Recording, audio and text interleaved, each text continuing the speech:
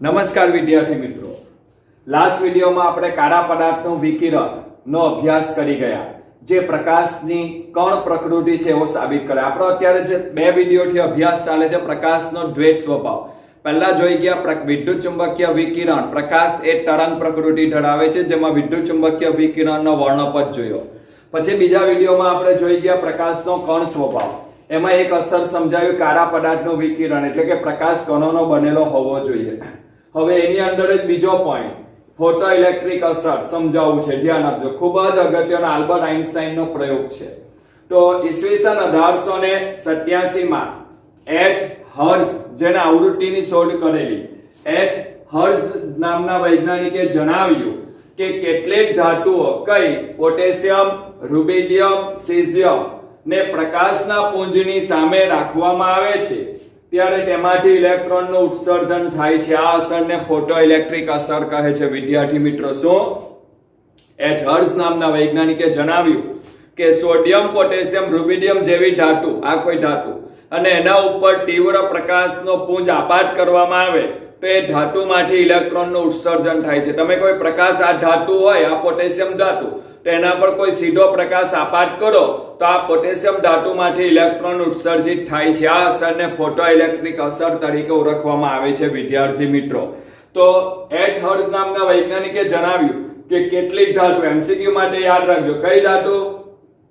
Potassium, rubidium, caesium ને પ્રકાશના પુંજની સામે રાખવામાં આવે ત્યારે તેમાંથી ઇલેક્ટ્રોનનું ઉત્સર્જન થાય છે. આ અસર ઘટનાને ફોટોઇલેક્ટ્રિક અસર કહે છે. ચાલો, આ આખો પ્રયોગ હતો. તમે જો, આ કોઈ સોડિયમ, પોટેશિયમ અને પોટેશિયમ, રૂબિડિયમ, સીઝિયમ જેવી ધાતુની સપાટી, એના ઉપર પ્રકાશનો પુંજ આપાત કરવામાં આવે એટલે એમાંથી આ ઇલેક્ટ્રોન ઉત્સર્જિત થયા. આ સ્વયં સૂચક, કારણ કે ઇલેક્ટ્રોનને જોઈ નહીં શકાય તો અહીં કોઈ આખો પડદો રાખવામાં આવે, એના પર આ ઇલેક્ટ્રોન અથડાય તો આપણને સ્પાર્ક થાય, પ્રકાશનો ઝબકારો દેખાય, એટલે સ્વયં સૂચક જે ઇલેક્ટ્રોન અથડાય છે આ પડદા ઉપર તો એના પર આપણને ડિટેક્ટ થાય, આપણને ખબર પડે, સ્વયં સૂચક. આ એમીટર છે, ઇલેક્ટ્રોનનો પ્રવાહ પસાર થાય. કોણાવર્તન આ બેટરી છે, આ શૂન્યાવકાશ કરેલું ચેમ્બર છે. આખો આલેખ સમજ પડી ગયો. આ શૂન્યાવકાશ કરેલું ચેમ્બર, એમાં એક ધાતુની સપાટી, એક સ્વયં સૂચક છે. પ્રકાશનું પુંજ ધાતુની સપાટી પર આપાત કરવામાં આવે ત્યારે એમાંથી ઇલેક્ટ્રોન ઉત્સર્જિત થાય, જે સ્વયં સૂચક ઉપર ઇલેક્ટ્રોન ઝીલાય છે અને એ મીટરમાં કોણાવર્તન દ્વારા આપણે એને માપી શકીએ છીએ. વિદ્યાર્થી મિત્રો, ઓકે, ચાલો.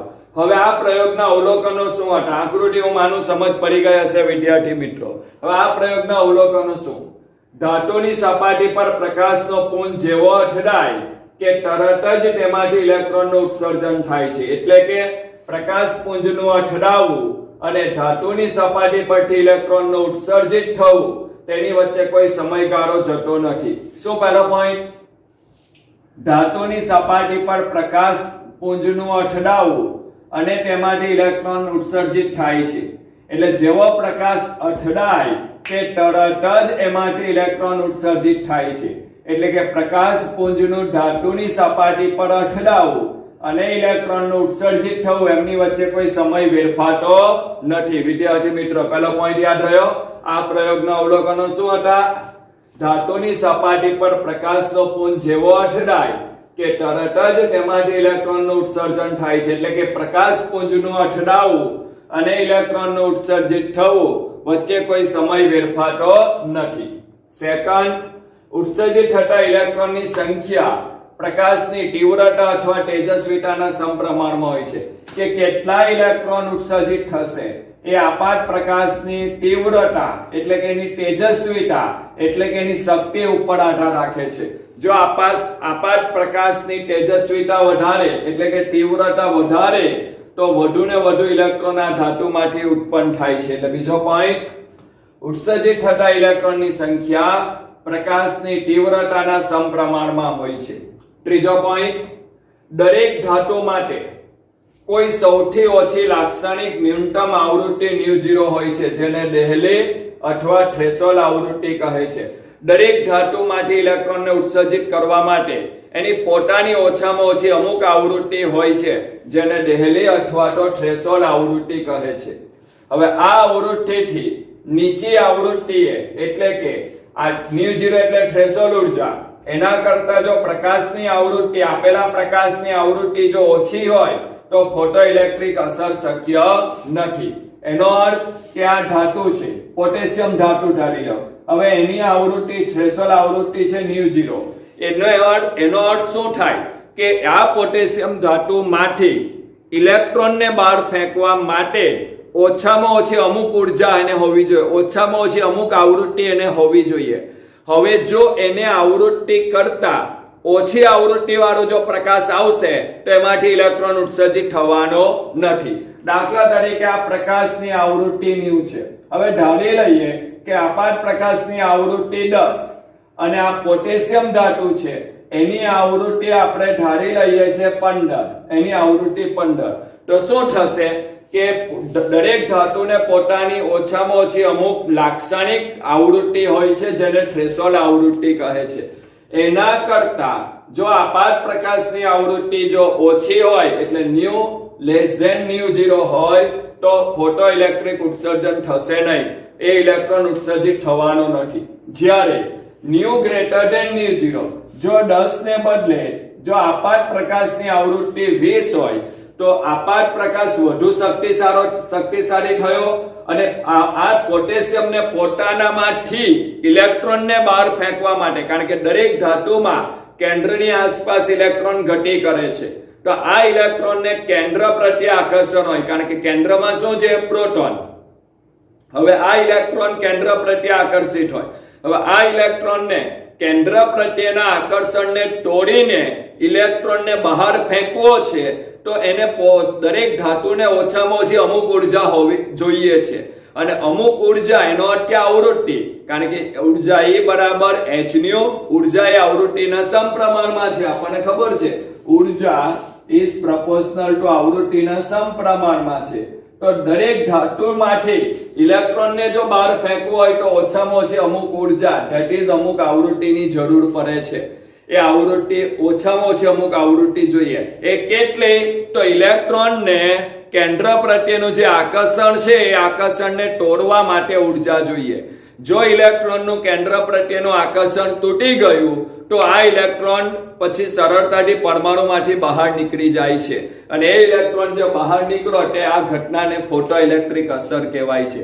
હવે વિદ્યાર્થી મિત્રો, દરેક ધાતુને પોતામાંથી ઇલેક્ટ્રોનને બહાર ફેંકવા માટે ઓછામાં ઓછી અમુક લાક્ષણિક આવૃત્તિ હોય છે જેને થ્રેશોલ્ડ આવૃત્તિ કહેવાય. હવે એ આવૃત્તિ કરતા જો આપાત પ્રકાશની આવૃત્તિ જો ઓછી હોય તો પછી આ ધાતુમાંથી ઇલેક્ટ્રોનનું ઉત્સર્જન થવાનું નથી.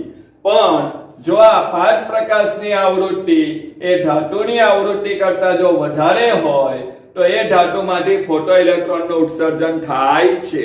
કારણ કે એ ઇલેક્ટ્રોનને જે બહાર ફેંકવા માટે મેં એક દ્રષ્ટાંત લીધું છે કે પોટેશિયમ માંથી ઇલેક્ટ્રોનને બહાર ફેંકવા માટે 15 આવૃત્તિની જરૂર છે. હવે તમે 10 આવૃત્તિ વાળો પ્રકાશ આપશો તો પેલો પોટેશિયમ કે હું ઇલેક્ટ્રોન બહાર નહીં ફેંકું, કારણ કે મારા ઇલેક્ટ્રોનને કેન્દ્ર પ્રત્યે આકર્ષણ છે એને જો બહાર મોકલવો હોય તો મને ઓછામાં ઓછી 15 ઉર્જા જોઈએ. આ દ્રષ્ટાંત આપું છું. 15 એટલે ફિક્સ વેલ્યુ નથી કે 15 જ જોઈએ, પણ આપાત પ્રકાશની ઉર્જા આવૃત્તિ તો 10 જ છે. આથી હું પોટેશિયમ એમ કે હું મારા ઇલેક્ટ્રોનને બહાર મોકલી ન શકું, કારણ કે ઇલેક્ટ્રોનનું કેન્દ્ર પ્રત્યેનું આકર્ષણ વધારે છે. હવે પેલો પ્રકાશ બદલીએ કે જો 10 ને બદલે 20 આવૃત્તિ વાળો પ્રકાશ આપાત કરીએ. આવૃત્તિ એટલે 20 ઉર્જા વાળો પ્રકાશ આપાત કરીએ. પોટેશિયમ એમ કે મારામાંથી જો ઇલેક્ટ્રોનને બહાર ફેંકવો હોય તો 15 આવૃત્તિ વાળો પ્રકાશ 15 આવૃત્તિ જોઈએ.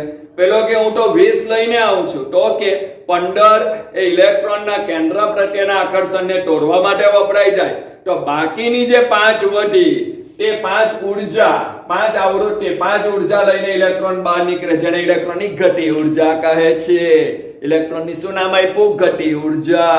કારણ કે 20 લઈને આવેલો હવે 15 તોડવામાં વપરાય તો એ 5 ઉર્જા લઈને ઇલેક્ટ્રોન ભાગી ગયો, પરમાણુમાંથી બહાર છટકી ગયો અને એ ઇલેક્ટ્રોન જે ગતિ ઉર્જા બહાર નીકળ્યો તેને ઇલેક્ટ્રોનની ગતિ ઉર્જા કહેવાય. તો વિદ્યાર્થી મિત્રો, ત્રીજો પોઈન્ટ ક્લિયર થવો જોઈએ. દરેક ધાતુ માટે કોઈ સૌથી ઓછી લાક્ષણિક ન્યૂનતમ આવૃત્તિ μ0 હોય છે, જેને ડેહલી અથવા થ્રેશોલ્ડ આવૃત્તિ કહે છે. આ આવૃત્તિથી નીચી આવૃત્તિ એટલે કે ન્યુ લેસ ધેન ન્યુ 0 એ ફોટોઇલેક્ટ્રિક શક્ય નથી.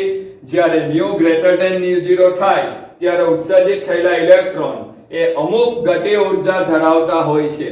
એટલે કે જો આપેલા પ્રકાશની આવૃત્તિ ધાતુની થ્રેશોલ્ડ આવૃત્તિ કરતા વધારે હોય ત્યારે ફોટોઇલેક્ટ્રિક અસર થાય અને ઉત્પન્ન થયેલા ઇલેક્ટ્રોન અમુક ગતિ ઉર્જા સાથે દૂર થાય છે, અમુક ગતિ ઉર્જા ધરાવતા હોય છે. કેટલી ગતિ ઉર્જા ધરાવતા હોય છે? તો આપેલી છે એમાંથી આની થ્રેશોલ્ડ ઉર્જા બાદ કરવાની, બાકીની ઉર્જા ઇલેક્ટ્રોન લઈને ભાગી જાય છે. હું માનું ક્લિયર થયો? આ ઇલેક્ટ્રોનની ગતિજ ઉર્જા વપરાતા પ્રકાશની આવૃત્તિના વધારા સાથે વધે છે. જો તમે 20 હોય, આની ઉર્જા 20, આપેલા પ્રકાશની ઉર્જા 20, કારણ કે આ ઉર્જા એ આવૃત્તિના સમપ્રમાણમાં. આપેલા પ્રકાશની ઉર્જા 20, આ ધાતુની ઉર્જા 15, તો 20 ઉર્જા વાળો પ્રકાશ આપ્યો, 15 એ પોતે વાપરી લે તો 5 ઉર્જા સાથે ઇલેક્ટ્રોન બહાર નીકળશે. પણ જો આપેલા પ્રકાશની ઉર્જા હું 30 કરું તો એની આવૃત્તિ વધારી દઉં, આવૃત્તિ વધી એટલે ઉર્જા વધવાની, તો એની ઉર્જા હું 30 કરું તો પોટેશિયમ ને તો ફિક્સ છે, એના ઇલેક્ટ્રોન ને બહાર ફેંકવો હોય તો 15 જ ઉર્જા જોઈએ. તો જે ઇલેક્ટ્રોન હવે જે બહાર આવવાનો તે 15 ઉર્જા સાથે બહાર આવવાનો, કારણ કે આપી 30, 15 એને વાપરી લીધી ઇલેક્ટ્રોન ને બહાર ફેંકવા માટે, તો બાકીની 15 ઉર્જા ઇલેક્ટ્રોન લઈને બહાર નીકળે છે, જેને ઇલેક્ટ્રોનની ગતિ ઉર્જા કહેવાય. વિદ્યાર્થી મિત્રો, આ 4 વાક્યને સમજો તો 1887 માં એચ હર્ઝે જણાવ્યું કે કેટલીક ધાતુઓ પોટેશિયમ, રૂબિડિયમ, સીઝિયમ ને પ્રકાશના પુંજની સામે રાખવામાં આવે ત્યારે તેમાંથી ઇલેક્ટ્રોનનું ઉત્સર્જન થાય છે. આ ઘટનાને ફોટોઇલેક્ટ્રિક અસર કહે છે. આ પ્રયોગના અવલોકનો નીચે પ્રમાણે હતા. એક, ધાતુની સપાટી પર પ્રકાશનો પુંજ જેવો અથડાય કે તરત જ તેમાંથી ઇલેક્ટ્રોન ઉત્સર્જિત થાય છે. એટલે કે પ્રકાશ પુંજનું અથડાવવું અને ધાતુની સપાટી પરથી ઇલેક્ટ્રોનનું ઉત્સર્જન થવું એમની વચ્ચે કોઈ સમય વેરફાતો નથી. જેવો ધાતુની સપાટી પર પ્રકાશ પડ્યો કે તરત જ એમાંથી ઇલેક્ટ્રોન ઉત્સર્જિત થાય છે. ઉત્સર્જિત થતા ઇલેક્ટ્રોનની સંખ્યા પ્રકાશની તીવ્રતા અથવા તેજસ્વીતાના સમપ્રમાણમાં હોય છે. કે કેટલા ઇલેક્ટ્રોન ઉત્સર્જિત થશે એ આપાત પ્રકાશની તીવ્રતા અથવા તેજસ્વીતા ઉપર આધાર રાખે છે. દરેક ધાતુ માટે કોઈ સૌથી ઓછી લાક્ષણિક ન્યૂનતમ આવૃત્તિ હોય છે, કારણ કે દરેક ધાતુમાં ઇલેક્ટ્રોન કેન્દ્ર સાથે જકડાયેલો હોય છે અને એ ઇલેક્ટ્રોનનું કેન્દ્ર સાથેનું જે આકર્ષણ છે એ આકર્ષણને તોડીને તમારે ઇલેક્ટ્રોનને બહાર ફેંકવાનો છે, ઉત્સર્જિત કરવાનો છે. આ આકર્ષણને તોડવા માટે દરેક ધાતુને ન્યૂનતમ લાક્ષણિક આવૃત્તિની જરૂર હોય છે, જેને ડેહલી અથવા થ્રેશોલ્ડ આવૃત્તિ કહે છે. આ આવૃત્તિથી નીચેની આવૃત્તિ એટલે કે ન્યુ લેસ ધેન ન્યુ 0 આપેલા પ્રકાશની આવૃત્તિ હોય તો ફોટોઇલેક્ટ્રિક શક્ય નથી. જો ન્યુ ગ્રેટર ધેન ન્યુ 0 એ ઇલેક્ટ્રોનને બહાર ફેંકવા માટેની આવૃત્તિ કરતા વધુ આવૃત્તિ વાળો પ્રકાશ આપો તો ઇલેક્ટ્રોન ઉત્સર્જિત થાય. ઉત્સર્જિત થયેલા ઇલેક્ટ્રોન અમુક ગતિ ઉર્જા ધરાવતા હોય છે.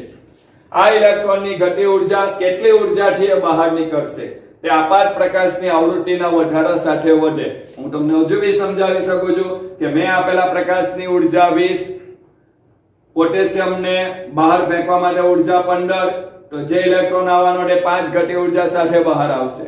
પણ જો આપેલા પ્રકાશની ઉર્જા 30 કરું, વધારું, 20 ને બદલે 30 કરું, તો હવે જે ઇલેક્ટ્રોન બહાર આવશે તે 15 ગતિ ઉર્જા સાથે બહાર આવે છે. વિદ્યાર્થી મિત્રો, માનું સમજ પડી? ક્લિયર?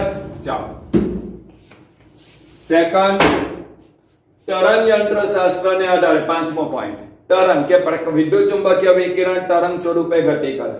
તરંગ યંત્ર શાસ્ત્રને આધારે ઉત્સર્જિત થતા ઇલેક્ટ્રોનની સંખ્યા, તરંગ યંત્ર શાસ્ત્રને આધારે ઉત્સર્જિત થતા ઇલેક્ટ્રોનની સંખ્યા તેમજ તેની ગતિ ઉર્જા પ્રકાશની તેજસ્વીતા ઉપર આધાર રાખે છે. કોના ઉપર આધાર રાખે વિદ્યાર્થી મિત્રો? તેજસ્વીતા ઉપર આધાર. એમ માનવામાં આવેલું હતું કે ભાઈ કે જે ઇલેક્ટ્રોન ઉત્સર્જિત થાય તેની સંખ્યા કેટલી. કોઈ ધાતુ પર પ્રકાશ ફેંકો તો ઇલેક્ટ્રોન ઉત્સર્જિત થાય તો તેની સંખ્યા કેટલી, બીજું તેની ગતિ ઉર્જા કેટલી, એ પ્રકાશની તેજસ્વીતા એટલે જે પ્રકાશ આપાત કર્યો એની તેજસ્વીતા ઉપર આધાર. એટલે બંને વસ્તુ કે ભાઈ કેટલા ઇલેક્ટ્રોન ઉત્પન્ન થશે તે અને જે ઇલેક્ટ્રોન ઉત્પન્ન થાય તેની ગતિ ઉર્જા કેટલી, આ બંને વસ્તુ આપાત પ્રકાશની તેજસ્વીતા ઉપર આધાર રાખે એમ ધારવામાં આવેલું, માનવામાં આવેલું.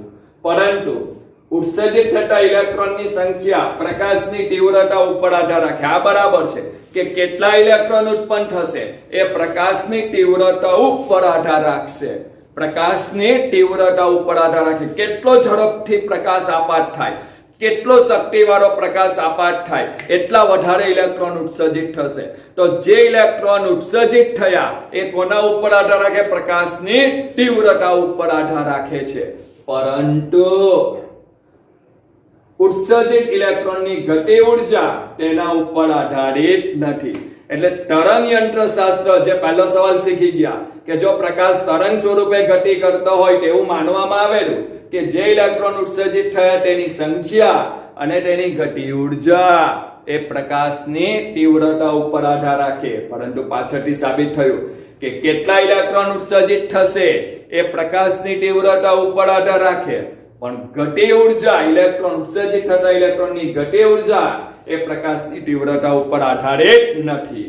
દાખલા તરીકે લાલ પ્રકાશની કોઈ પણ તીવ્રતાએ પોટેશિયમ ધાતુ ઉપર ચળકશે. લાલ પ્રકાશ ને પોટેશિયમ ધાતુ ઉપર ફેંકવામાં આવે છે. લાલ પ્રકાશ જેને પોટેશિયમ ધાતુ ઉપર ફેંકવામાં આવે છે તો પોટેશિયમ ધાતુ ચળકશે એટલે પ્રકાશમાં તેજસ્વી દેખાશે. કોઈ પણ ધાતુ પર પ્રકાશ ફેંકવામાં આવે તો ધાતુ શાઇનિંગ ધરાવે, ધાતુ ચરકાટ ધરાવે. એટલે પોટેશિયમ ધાતુ લાઇટમાં ઉજળી દેખાશે, ચરકાટ ધરાવશે, પણ એમાંથી ફોટો ઇલેક્ટ્રોનનું ઉત્સર્જન થવાનું નથી. શું કામ? કારણ કે લાલ પ્રકાશ જે આપ્યો છે તમે એની આવૃત્તિ 4.3 થી 4.6 × 1014 હર્ટ્ઝ છે. એટલે 4.3 બી હોય, 4.4 હોય, 4.5, 4.6 કોઈ બી આ બેની વચ્ચે 1014. અને પોટેશિયમ ધાતુની થ્રેશોલ્ડ આવૃત્તિ કે પોટેશિયમ માટે ઇલેક્ટ્રોનને બહાર ફેંકવા માટે જે આવૃત્તિ છે તે છે 5 × 1014. તો જો પોટેશિયમની થ્રેશોલ્ડ આવૃત્તિ કરતા આપેલા પ્રકાશની આવૃત્તિ ઓછી છે, ઓછી છે. એને કારણે એ પ્રકાશ ધાતુ પર પડે તો ધાતુ ચરકાટ ધરાવશે, ઉજળી દેખાશે, પણ એમાંથી ઇલેક્ટ્રોન બહાર આવવાનો નથી. જ્યારે નબળો પીળો પ્રકાશ, લાલ પ્રકાશને બદલે હું પીળો પ્રકાશ લઉં અને પીળો પ્રકાશમાં બી નબળો, આછો પીળો, નબળો એટલે આછો પીળો, નબળો પીળો પ્રકાશ પોટેશિયમ ધાતુ ઉપર ચળકશે અને ફોટો ઇલેક્ટ્રોનને ઉત્સર્જિત કરશે. કારણ કે જે નબળો પીળો પ્રકાશ છે, આછો પીળો પ્રકાશ છે, તેની આવૃત્તિ કેટલી? 5.1 થી 5.2 × 1014. અને પોટેશિયમ ધાતુની આવૃત્તિ કેટલી? 5 × 1014. તો પોટેશિયમ માટે ઇલેક્ટ્રોનને બહાર કાઢવા માટેની આવૃત્તિ કરતા આપેલા પ્રકાશની આવૃત્તિ વધારે, તો એ પોટેશિયમ ધાતુ ચરકાટ પણ ધરાવશે અને એમાંથી ઇલેક્ટ્રોનનું ઉત્સર્જન પણ કરે છે. હું માનું પાંચમો પોઈન્ટ ક્લિયર થયો. તરંગ યંત્રશાસ્ત્ર પ્રમાણે ઉત્સર્જિત થતા ઇલેક્ટ્રોનની સંખ્યા અને પ્રકાશની તીવ્રતા, ઉત્સર્જિત થતા ઇલેક્ટ્રોનની સંખ્યા અને પ્રકાશની તીવ્રતા, ગતિ ઉર્જા એ આપાત પ્રકાશની તીવ્રતા ઉપર આધાર રાખે એવું માનવામાં આવેલું. પરંતુ ઉત્સર્જિત થતા ઇલેક્ટ્રોનની સંખ્યા પ્રકાશની તીવ્રતા ઉપર આધાર રાખે છે, પણ ઉત્સર્જિત ઇલેક્ટ્રોનની ગતિ ઉર્જા તેના ઉપર આધારિત નથી. ઉદાહરણ, લાલ પ્રકાશ કોઈ પણ તીવ્રતાએ પોટેશિયમ ધાતુ ઉપર ચરકાટ ધરાવે છે, પણ ઇલેક્ટ્રોન ઉત્સર્જિત થતો નથી, ફોટો ઇલેક્ટ્રિક અસર શક્ય નથી. કારણ કે લાલ પ્રકાશની આવૃત્તિ 4.3 થી 4.6 × 1014 હર્ટ્ઝ, લેસ ધેન μ0. પોટેશિયમની થ્રેશોલ્ડ આવૃત્તિ 5 × 1014 હર્ટ્ઝ. જ્યારે નબળો પીળો પ્રકાશ પોટેશિયમ ધાતુ ઉપર ચરકાટ પણ ધરાવશે અને તેમાંથી ફોટો ઇલેક્ટ્રોનનું ઉત્સર્જન પણ કરશે. નબળા પીળા પ્રકાશની આવૃત્તિ 5.1 × 5.2 થી 1014, જ્યારે પોટેશિયમ માટે 5.0 × 1014. હું માનું ક્લિયર થયું. તરંગ યંત્રશાસ્ત્ર એમ કહે કે કેટલા ઇલેક્ટ્રોન ઉત્સર્જિત થશે, એની ગતિ ઉર્જા કેટલી એ પ્રકાશની તીવ્રતા ઉપર આધાર રાખે. પણ એવું નથી. કેટલા ઇલેક્ટ્રોન ઉત્પન્ન થશે એ પ્રકાશની તીવ્રતા ઉપર આધાર રાખે. પણ જે ઇલેક્ટ્રોન ગતિ ઉર્જા સાથે ઉત્પન્ન થયો, ઇલેક્ટ્રોનની ગતિ ઉર્જા એના ઉપર આધારિત નથી. એના દ્રષ્ટાંત આપ્યું કે લાલ પ્રકાશ એ પોટેશિયમ ધાતુ ઉપર પડે તો ધાતુ ચળકશે, પણ ફોટો ઇલેક્ટ્રોન શક્ય નથી.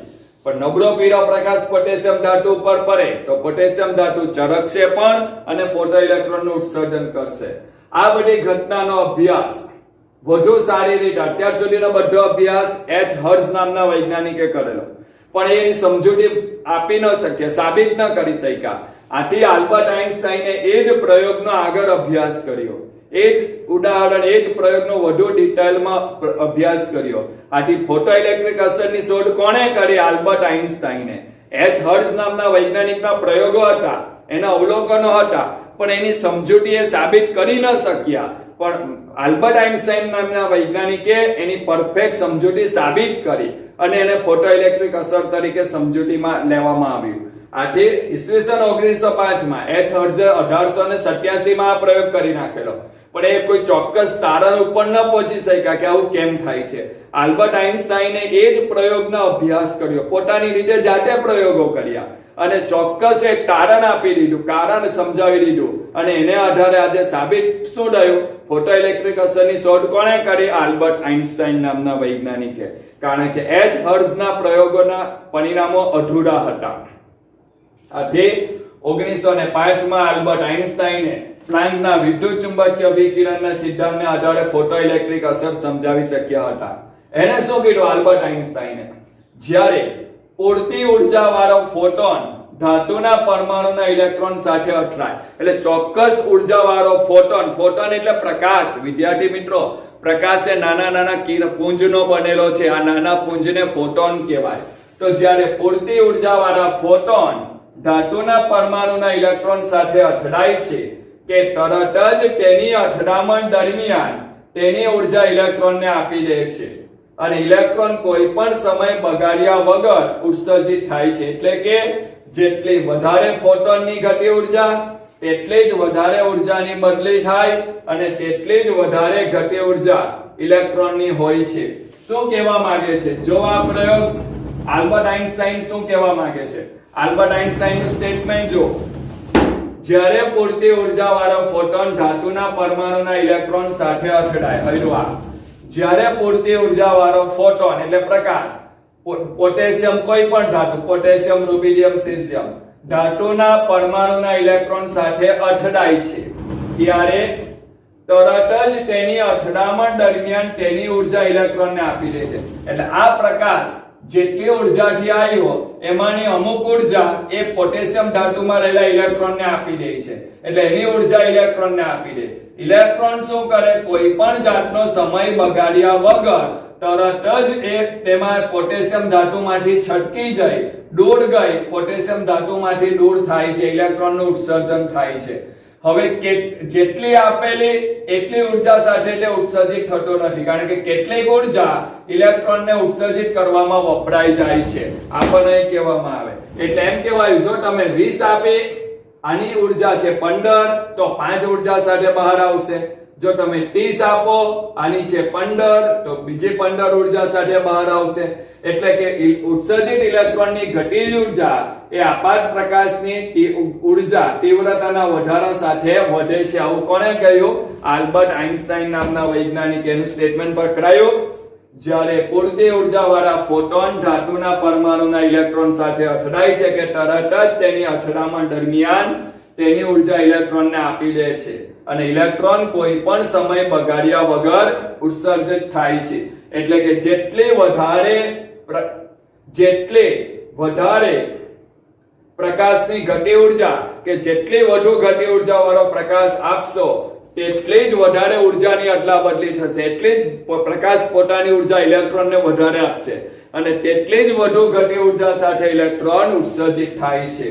આમ ઉત્સર્જિત થતા ઇલેક્ટ્રોનની ગતિ ઉર્જા એ વિદ્યુત ચુંબકીય વિકિરણની આવૃત્તિના સમપ્રમાણમાં હોય છે. આલ્બર્ટ આઇન્સ્ટાઈનનું સ્ટેટમેન્ટ કે ઉત્સર્જિત થતા ઇલેક્ટ્રોનની ગતિ ઉર્જા, હા, ઉત્સર્જિત થતા ઇલેક્ટ્રોનની સંખ્યા એ આપાત પ્રકાશની તીવ્રતા ઉપર આધાર રાખે છે, પણ ઉત્સર્જિત થતા ઇલેક્ટ્રોનની ગતિ ઉર્જા એ વિદ્યુત ચુંબકીય વિકિરણની આવૃત્તિના સમપ્રમાણમાં હોય છે. આથી આલ્બર્ટ આઇન્સ્ટાઈન નામના વૈજ્ઞાનિકે આ સમજૂતીને સમીકરણ સ્વરૂપમાં રજૂ કર્યું.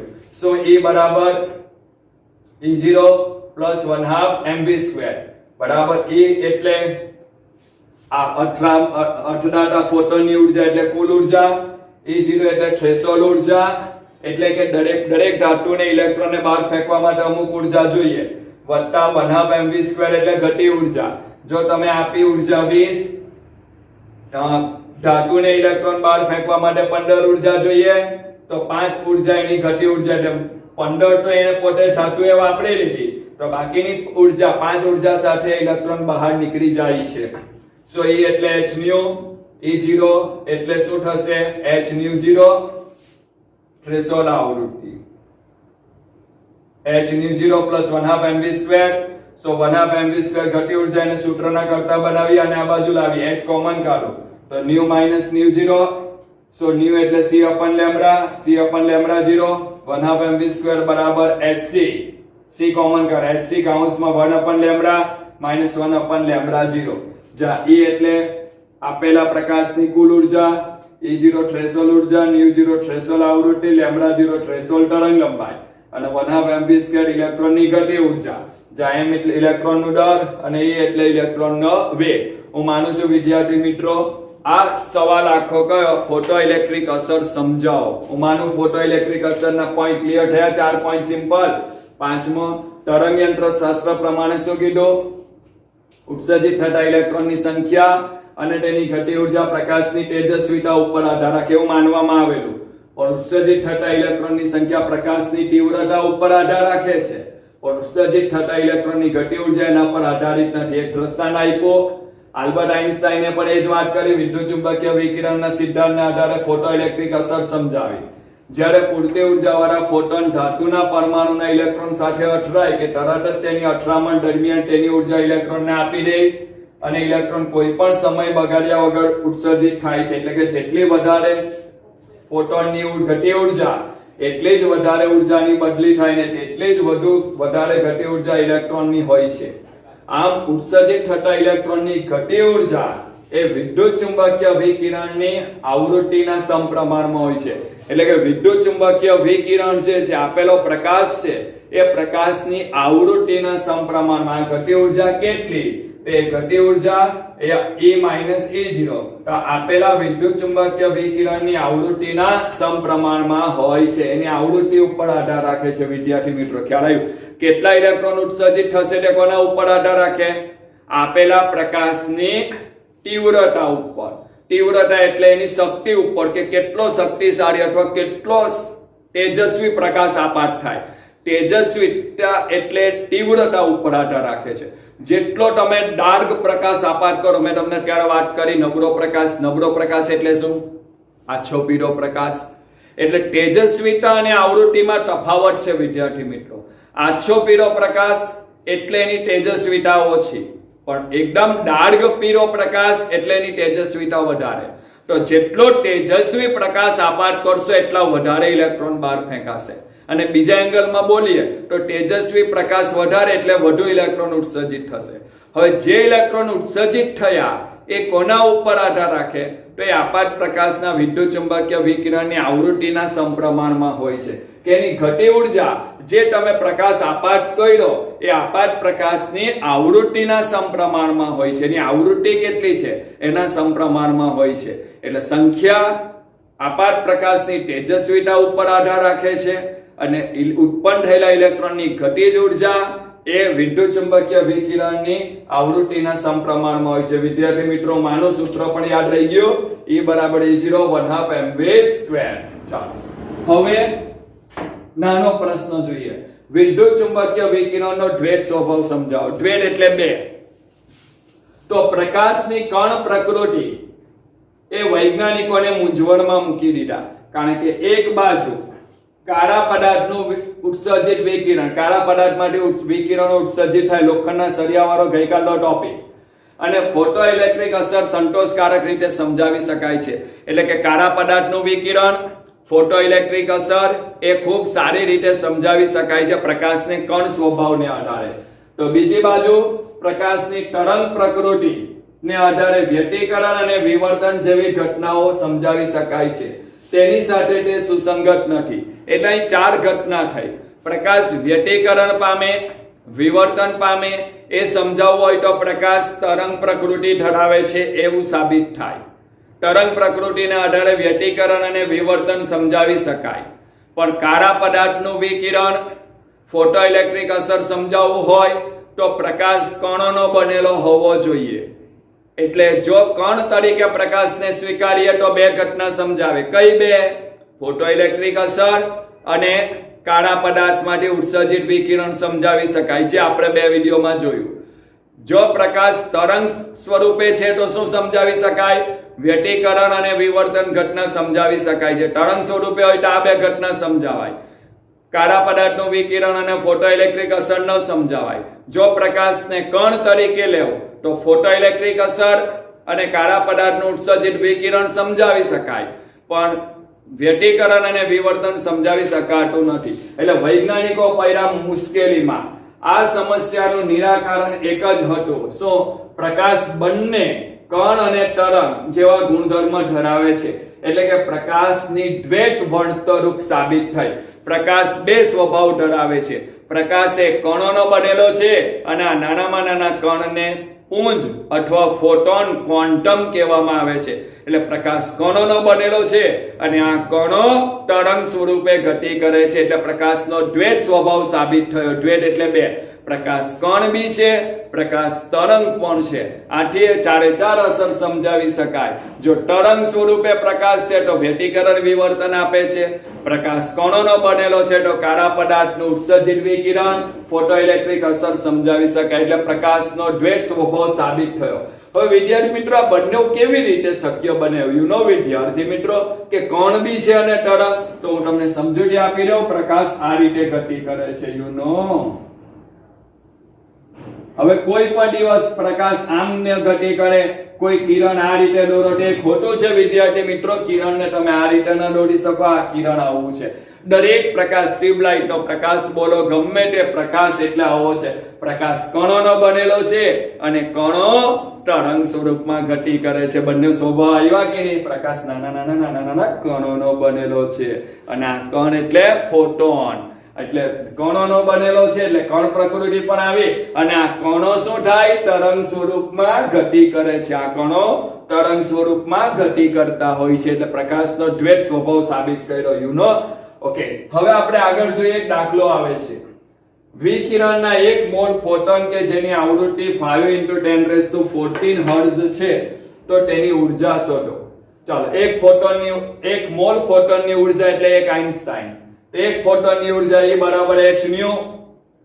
h એટલે પ્લાન્ક અચળાંક 6.626 × 10⁻34 જૂલ / સેકન્ડ.